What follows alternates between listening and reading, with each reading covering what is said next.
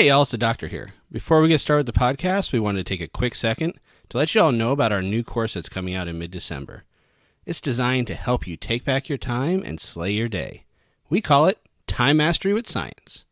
And because it's a beta launch, we are offering a ridiculously low pre-launch special of 77% off.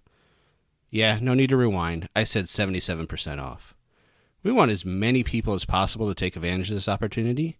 So if you're having difficulty managing your schedule, want to master your mindset, increase productivity, get better at dealing with distractions, and take back control of your day, you need to take this course. The link is in the show notes, or head on over to our website at jbandthedoctor.com. And now, on to the show.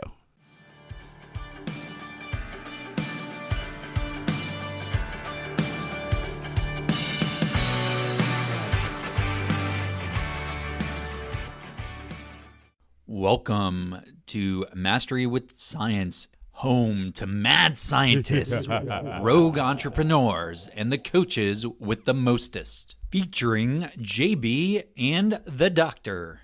Join us in our lab where we mix the old recipes with new formulas and our secret sauce to create incomparable, next-level proven results for you. We call this Mastery with Science. So, slap on your gloves and put on your goggles because JB and the doctor are in the lab. It's alive!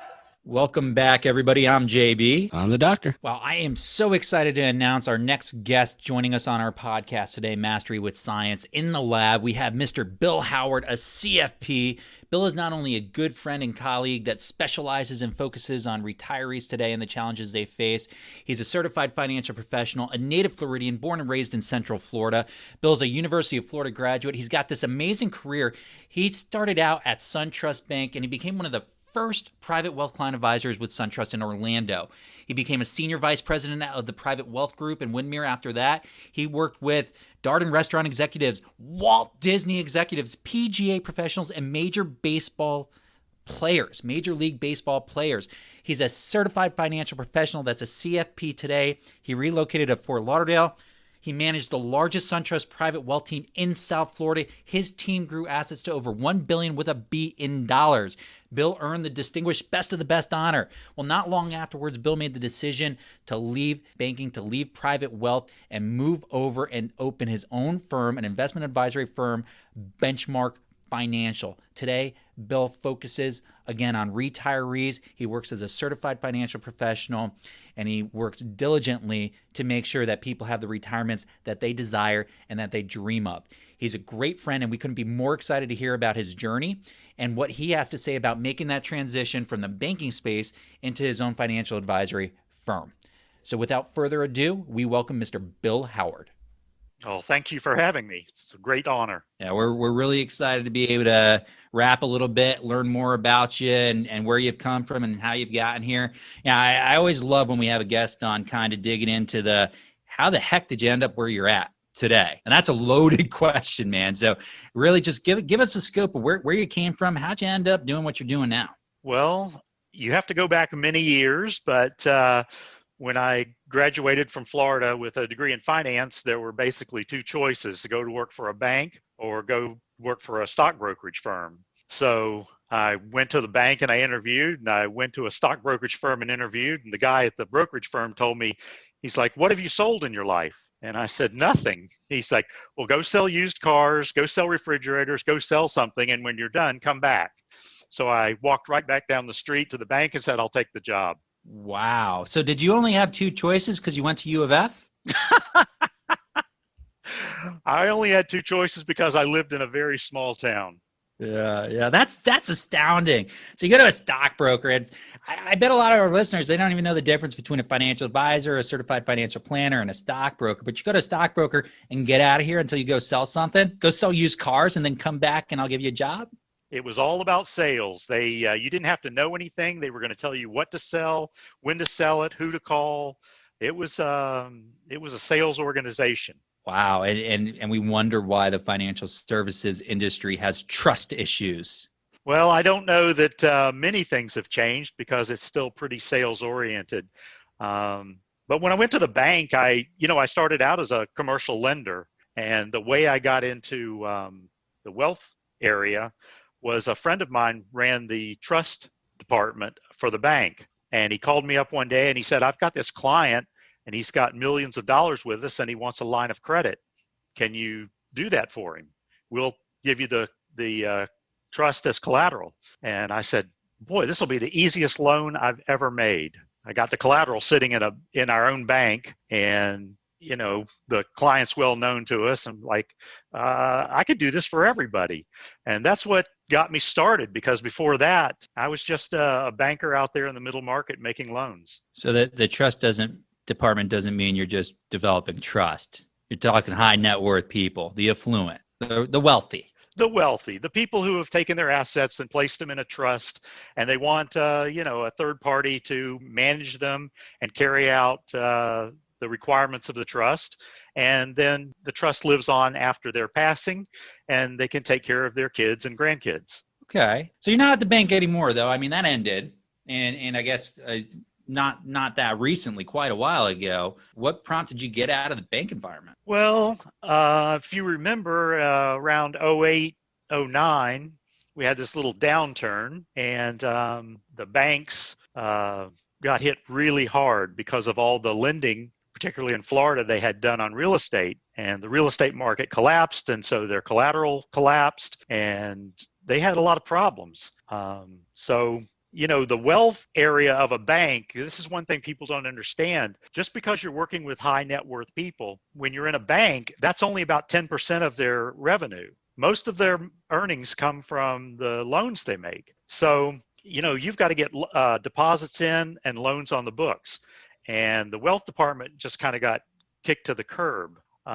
So it was an awakening. So, when your stock price is at 100 and it falls to 6, you've got to start recovering. And it's all hands on deck. And so the people who were in the wealth department, they were now salespeople too. Why not just go work for the stockbroker, right? I mean, it says something. It's about the same thing. I mean, you go there one day and, you're giving advice to, say a Disney executive. And the next day you go to work and all of a sudden it's like, well, how many deposits did you bring in? How many credit cards did you sell? How many mortgages did you do? Things that were way out of my lane at the time. And pretty soon, over the years, banking has transitioned. So that's just the way it is now. If you hadn't been in banking for a long time and remember what it was like before that, when the wealth group was kind of its own little department, what you know now is that, you're a salesman and you've got 5 or 6 categories of goals to meet. I want to take a step back for a minute, Bill, and I want to loop the doc in on this and ask the doc a question, but I'm going to kind of color in the lines here. In 2002, you became a certified financial planner. For all our listeners, that means you have a fiduciary responsibility to do what's right for your clients, and you're sitting back and saying, well, 08, 09 hit, and here I am, I have to be a salesperson, and I've got to hit metrics, and I've got to go sell to people, which maybe is a conflict of fiduciary. But, from the doc's position, what's that do to a relationship with trust, doc, when you've got somebody who's in a position where they're supposed to be, doing a certain thing in a certain way, and maybe they're not being given the ability to do that by the corporate world? How's that impact them, and how's that impact the person they're working with from a trust perspective? That's got to be kind of be soul crushing in a sense for everybody involved. What I heard Bill say was working outside of his lane, and I can imagine the stress in there of this is not what I signed up for. This is not why I took the other job. And then I would imagine from the customer standpoint of such uncertainty is already surrounding them and looking to the person that they trust, and the people in that area still not knowing what's going on because of all the uncertainty around them. It's just, we saw a lot of that during that time about a decade ago or so, of suicide rates went up, depression rates went up. And a lot of it stems just from that uncertainty and that pure collapse of a system that was on such a high shortly there right before that. Right before that, money was coming in left and right. People thought it was never going to end, definitely outstretching their means. So yeah, I can't imagine with just that the conflict internally, and then having to go and work every day and have that same kind of conflict. That's got to be a lot. Yeah, the story that I like to tell that got me transitioned out of banking was I had a meeting with a new client, and so I go to the branch and I meet with him, and his wife had died, and he lived in North Carolina, and he was moving to Florida to be nearer to his children, and he had about $300,000. And I've been in the business a long time, and he was like 80, 81. He had plenty. He owned his house, so he had enough money to make it for the rest of his life. And so I was talking to my manager about it, and he says, well, you need to sell him a financial plan. And we charged $2,500 for plans at the time. And I said, he really doesn't need a plan. He just needs, some guidance and some help. And the guy told me, my manager said, nope, you've got to sell him a plan. We believe that everybody should have a plan. So I came home and I was telling my wife the story, and she said, you've done this for a long time. You don't have to do this. You can quit. And I said, I'm pretty sure I can't. I've been in the corporate world all my life, and I'm pretty sure that, you just don't walk in and quit. And she said, well, yes, you can. It's your life, and you need to start living it. So I literally called my manager up and said, can I meet you in the office 8:00 Friday morning? And I met him there, and I handed him my resignation letter. And I said, I just can't do this anymore. I can't sell things to people that don't need them. Now, fortunately, I'd been in the bank for a long time, so I have a pension. I'd saved enough money because there's really only two times to get into this business, and that's either when you have enough money that you don't need it for the next few years, or at the beginning when you don't have any money because you're not going to have it for the next few years. But it was eye-opening. You use the word awakening, man, and gosh, yeah, that isn't an alarm clock. Yeah, and it's pretty words. It's pretty words. Hey, we believe everybody needs a plan. Man, if that isn't like some real, get up and go mantra to have. Everybody deserves a plan, right? Everybody has a right to a plan, sure, even when they don't need one. Well, what I tell people now is that you don't need a financial plan. You need a certified financial planner. Because, okay, you pay the $2,500, you get this plan just like you would go to an attorney and get a trust document. It's about 80 pages long. You can imagine how many people are going to open that plan up every day and refer to it to guide their financial life. And then something happens. You get a grandchild, you get divorced, there's a death in the family, you get another job, you get laid off. Well, the plan just fell apart. So unless you're willing to do the plan every year, and we at the bank would have done that for you for a small fee of $1,500 to update it. Minor. It's not good for you, So I don't charge for plans now. I do plans for people because I don't think the plan is really for them. I think the plan is for me. If I understand them and understand what they're trying to do and what they're trying to accomplish, then I look at the plan and it gives me the roadmap to help. Handing them a document of 80 pages and saying, here, go do this, that's never going to work.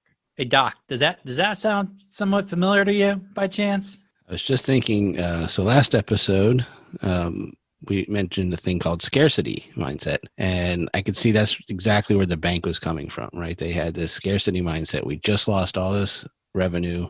We need to figure out a way to replace it. So let's fit everyone into this thing that we don't care if they need or not. We just need to survive, and we're going to do anything we can to survive. And it takes good people. I would imagine so a lot of those people you worked with were probably really good people that did things that they didn't probably want to do because they had that scarcity mindset and just have to survive at that moment. And it's amazing what that kind of mindset can do to people. And it was great to hear that you were able to escape from that. Yeah, and I think what they've done now is that they've realized that and they've transitioned. So by the time I left and a few years after, I kind of noticed that there were no more CFPs on their staff. They were basically hiring people that were branch managers that had good relations with their clients, and they would send them out there and they would meet with the client and they would say, Mr. and Mrs. Client, I've been listening to your story and I can see that you've got some issues here. And if we sit down together and do a financial plan, we can find out what those issues are and how to help you. And so the client pays the $2,500 and a guy in North Carolina does the plan, not even the person sitting in front of you. And then they deliver the plan to you via a Zoom meeting. Wow. And to your point, Bill, my big takeaway from what you said is you can put a plan at 80 pages in front of people. And I've been there and I've done that. And, their eyes gloss over. If anything, they look at you like you're crazy and said, you did this for me? Why? Because it's a plan, and it's not really going to do anybody any good. And it really requires, financial coach. Financial coach is really kind of this newer term in the industry that's becoming more and more popular, where it's really, I'm acting as a coach. It's about the behavior of my clients and managing to the behaviors of my clients. And I think that's what I hear you saying is, I have a plan. I'm putting a plan together, but it's for me so I can help them achieve their goals. And then I need to kind of be there with them and hold their hands and help get them through the plan and help execute it for them. And that's what my role is. Is that about right? That's exactly right. And the key is that you want them to reach out to you and say, hey, I've got a decision to make. And so what are my options to help me make the decision? You're not going to send them back and say, just refer to chapter 5 and it'll, tell you what to do. Did you read your book? Did you read this chapter? You didn't, did you? Don't lie to me. I see a lot of people. It's the same with attorneys. You go to a trust attorney, they prepare this huge document. I just met with a prospect. I said, do you have a trust? And she said, yes. And I said, so what's in the trust? She said, nothing. She didn't even understand she had to move assets from her personal name over to the trust. So she's paid thousands of dollars. She's got this great looking document and it's totally useless. Wow.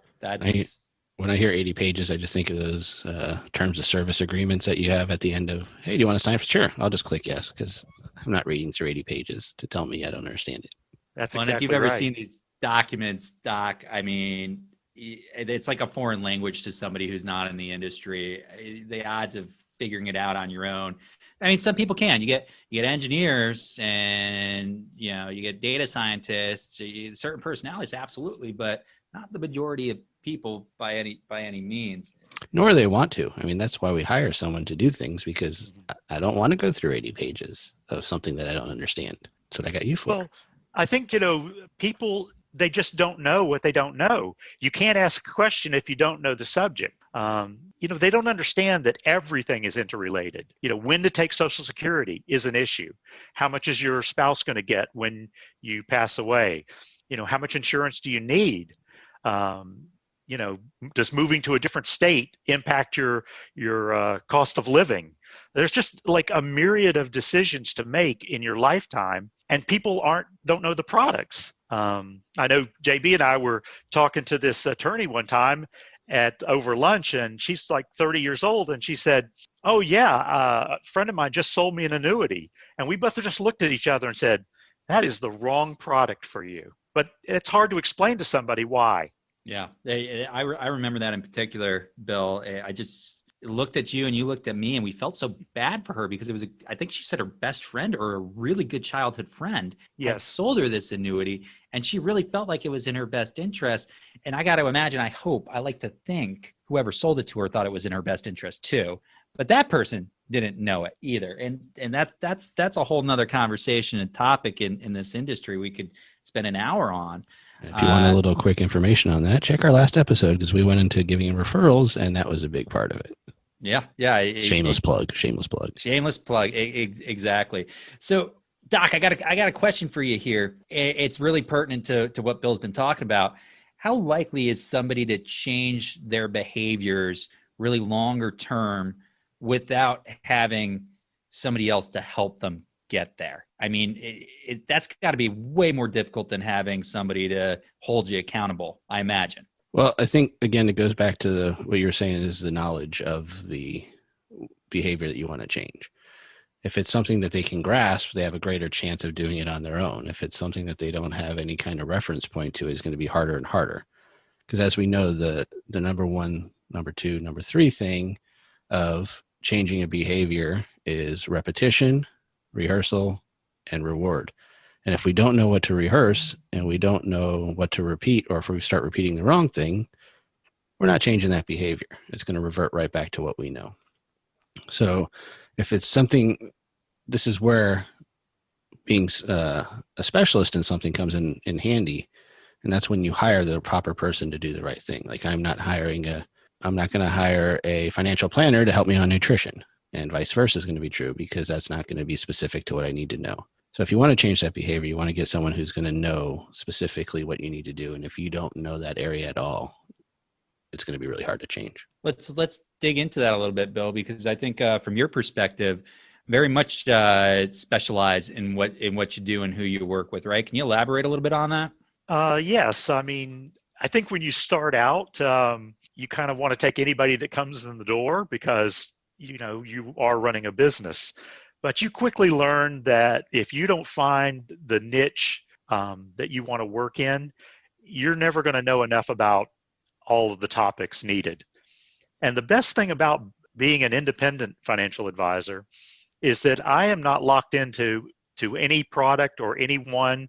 And because it's my business, I can say no. And you have to learn to say no to some clients. I want to work with people that want to work with me. I don't want to work with people that think they can outguess me or, I met with a prospect, and this guy told me, I'm just throwing everything in the S&P 500 and I'll be fine. I'm like, well, that's a great strategy. But when you dig into it, he thinks that financial planning is just about investment advice. And it's about so much more. It's about, liability or, it turned out he didn't even have any liability insurance, and he had a pool in his backyard. That could hurt you worse than, doing well in the S&P. And of course, we saw what the S&P did in March. It fell 30%. And I'm sure that was shocking. So there's all these things that are interrelated. So I kind of specialize in people. They're mainly 50 and older, but anybody who's working towards retirement. Retirement is what I want to talk about. When you should take Social Security, how much it's going to make for you over your lifetime. People don't really understand that Social Security for the average person is the largest pension they're going to have because, people don't have pensions anymore. So I was fortunate and I have one. So they've got to make that up, and it's hard to make that up and, do all the other things that you have to do with your money, buy a house, have children, etc. I hear that's expensive. Was that right, JB? So something along those lines. Expensive for sure. It's what do they say? Saving money's easy. Distributing money is magnitudes of complexity more difficult. It's just this entire different stage. And you said it earlier, people don't know what they don't know, especially in financial planning. And you can see that just by the way people talk. They take stock tips from their plumber. I mean, you got everybody who's now a day trader, which is, don't get me started on that. But what I'm laughing in the background here, Bill, because I swear to everybody listening, Bill has not listened to our previous podcast. He has not, even though it sounds like he's speaking exactly to what we talked about in our previous podcast, because we talked about niching and specializing and going vertical. And we had that entire conversation, right, Doc? It's unbelievable. We can verify that he hasn't listened to it because we just recorded it prior to this little behind the stage magic that, yes, we do things like that, as most people do in podcasting world. So we know for sure he hasn't listened to it. Bill, why do you like retirees? I mean, I love them. It's my entire background. My entire career has been working with retirees in my traditional business lines. What about them draws you to it? Well, everybody's going to end up there. Everybody's going to pass away, and everybody wants to do what's right for their family.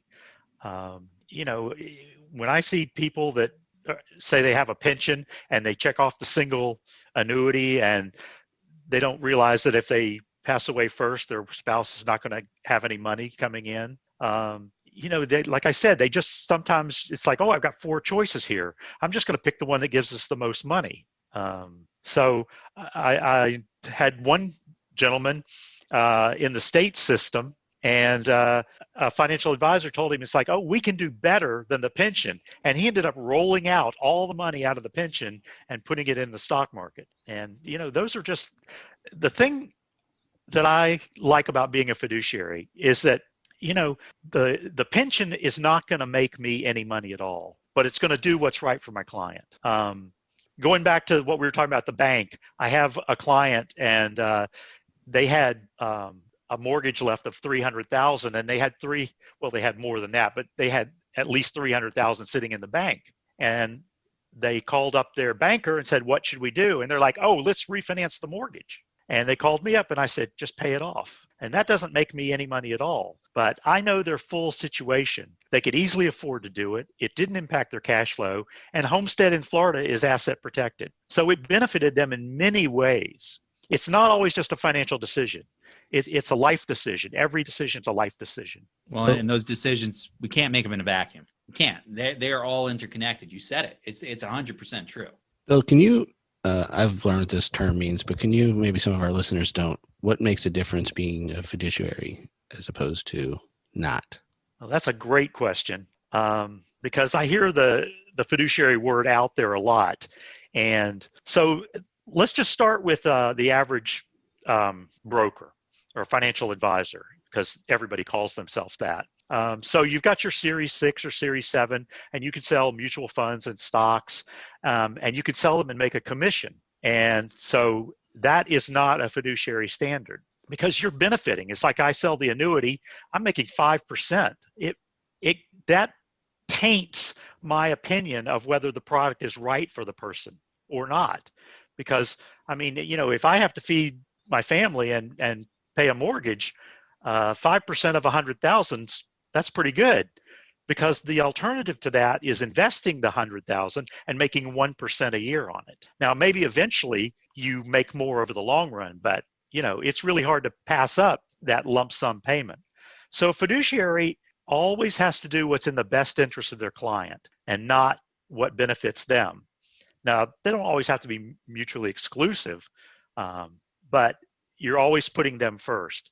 So I went one step further, and you can be both in this industry, and that's kind of an awkward thing too. So I can have my Series 7 and sell managed money, which is what an investment advisor representative does. But you never know what side of the fence the person's operating on. So I gave up my licenses. I don't have my 7 anymore. I had my 24. I gave that up.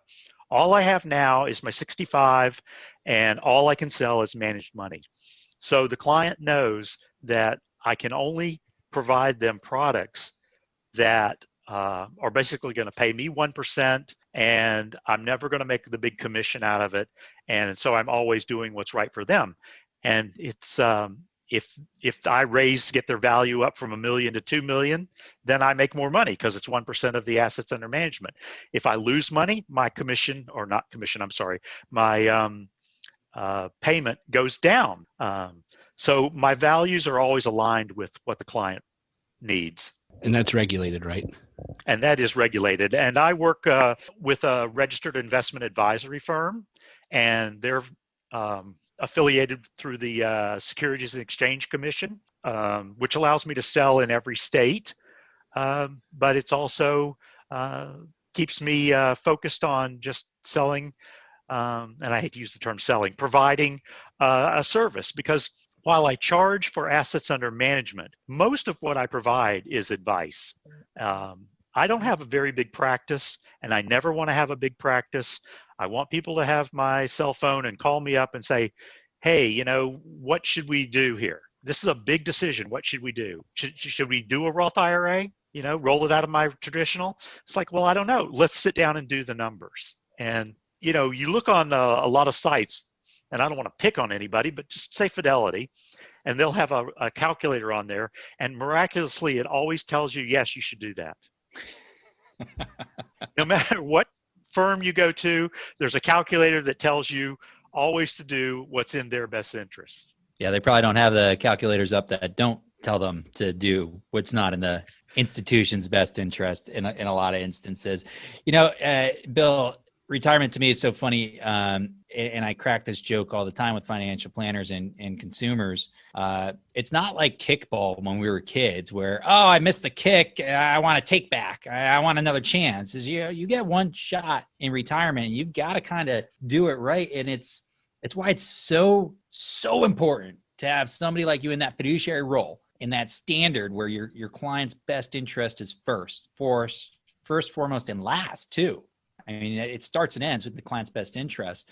And it's just got to feel so good coming from that background. I mean, you talked about your awakening, leaving the bank environment where, hey, I'm a CFP, but I'm just being told to sell. And now I get to go ahead and really, I'm just giving advice and I'm aligned with my client. And if they win, I win. And, my role is not to sell them something. It's just to help advise them on the big decisions that they can't really unwind once they do them. Yeah, that's exactly right. I mean, there's advantages to leaving money in your 401k in the company after you leave. There's advantages to rolling it over into an IRA. There's advantages to transferring it from an IRA to a Roth. But every one of those decisions depends on your individual situation. This is not a Dave Ramsey kind of analysis where one size fits all. Everybody's different. And people think that they fall in the middle class, but that's not always true. I have this one client, and I started out with them just a few $100,000, and the more I learned and the more I learned and the more I learned, it's like now it's up to 12 million. It's like they didn't think they had any issues at all, and they have a ton of issues, and they needed to go to an estate planning attorney, and I went with them because, again, you're sitting there with another professional, and they're asking you questions, and they don't understand the difference between per stirpes and not. The terms are technical now, and you don't really understand what is happening when you write something in these documents. I'm curious, Bill, if you could summarize like the top 2 or 3 things you wish people knew when they were engaging with a financial planner, and maybe what differentiates you the most from others out there, what do you think it is? I mean, what's really where's the rubber meet the road for you and your clients? Well, the first thing I would say to people is start young. You get that first job, you sign up for your 401k, and you think to yourself, well, I don't really have enough money and I'm not wealthy, but you're going to make decisions at that age that are going to affect you for the rest of your life. How much you're contributing to it, what you're investing in. One of the good things that I like about being independent is that, my time is my own, and I like talking to people. And there's many times I talk to people and I'm never going to make a dime out of the relationship. But I like to see them get off on the right foot. And so I like when they ask questions and I'm able to point them in the right direction. So that's the first thing. I would say, seek out advice early. I think people wait way too long to do that. Secondly, you got to make sure that the person you're working with is a true fiduciary, because you can be sold all kinds of products in this environment. And there's just so many ways that people can take advantage of you. And I really hate to say that, but I can sell you bonds if I'm on commission, but I can mark the bonds up before I sell them to you. I can sell you an annuity. I can sell you, I don't know. There's just a myriad of financial products out there, and the products are built in. I'll give you an example. So I charge my clients a set percentage, and of that I get 1%. But if I had my Series 7, I could charge them 1%, and I have to disclose the entire fee. It's on their statement, so they know exactly what they've paid. I can charge them 1% and put them in mutual funds. The mutual funds can turn around and charge them another 80 basis points or 0.8%, and they can be all in for 1.8%, and all I have to disclose is the 1%. That's the difference between choosing a true fiduciary. You've got to have somebody that's going to be transparent with you and tell you exactly what the choices are and how much you're going to be charged for them. And I'm not saying that people aren't entitled to earn a living. They are. I'm not saying advice should be free, but some of it should be. But you should understand what the relationship is between you and the person. It's like if they are hiding things from you, that's probably not the kind of person you want to work with to handle your money. It's a fair point. I don't think I'd want to work with somebody who is hiding things from me if they were supposed to be managing my money. A little worrisome. What about you, Doc? So some of the things I appreciate, I think I definitely heard something about a Slurpee earlier. So in my mind, it's been focused on that ever since. But along with that, I can totally relate. And that's why I think I had that question earlier. Because much like our field, we're licensed. We have to do the best for the patient in my psychology practice. And it's do no harm. It's do the best for the patient, no matter what. And I think that's the difference between someone who's licensed and who is regulated as someone who's just out there saying whatever they like. So I can really appreciate that difference. And I've learned also you can't stop the other people from working, making a living. And it used to really frustrate me that they'd be out there, actually can be doing harm to people. Again, most of the time, probably not their intention, is they're just not trained with the right information. But you can't get them to stop. So you just have to be able to educate as much as possible that there is other options. And you always want to go with the option who's got the most training, the most regulation around making sure that they're doing the best interest for you. So those are my big takeaways of what you were saying. But in this industry, not necessarily the most licenses, right, Bill? It's not about having all the licenses. It's about having the correct, the proper one, right? Yeah. The one that's regulated the most. Yeah, that's exactly right. I mean, FINRA regulates a lot of people, but that doesn't stop those people from selling products. And, you go back to the sales model, there's a lot of financial advisors and banks. And I don't mean to pick on banks. It's just that's, I spent many years there. But those financial advisors, they're on commission. There's no salary for them.